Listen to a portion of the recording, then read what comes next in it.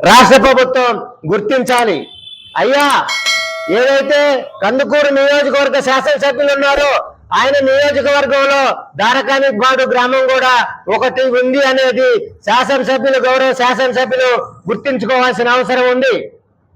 నీ నియోజకవర్గంలో, నీ నియోజకవర్గ గ్రామంలో ఒక కుటుంబం మీద దాడి జరిగితే శాసనసభ్యులు, గౌరవ శాసనసభ్యులు నేటి దాకా స్పందించకపోవటం, అదేవిధంగా ఆ గ్రామంలో పర్యటించిన నేపథ్యంలో గ్రామ పెద్దలు చెప్తా ఉన్నారు, ఆవేదన చెందుతా ఉన్నారు.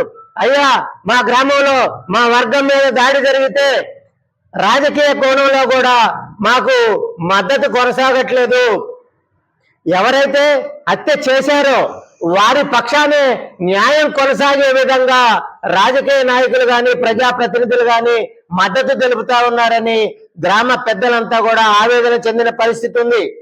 లక్ష్మీనాయుడు గారి సతీమణి భయాందోళనలో ఉన్నారు. ఆ కుటుంబం అంతా కూడా భయాందోళనలో ఉన్నారు ప్రెజెంట్ గా. ఎందుకంటే వారికి ఈ హత్య జరగక ముందే, లక్ష్మీనాయుడు హత్య జరగక ముందే అనేక మార్లు బెదిరింపులు వచ్చిన నేపథ్యం వారు చెప్తా ఉన్నారు.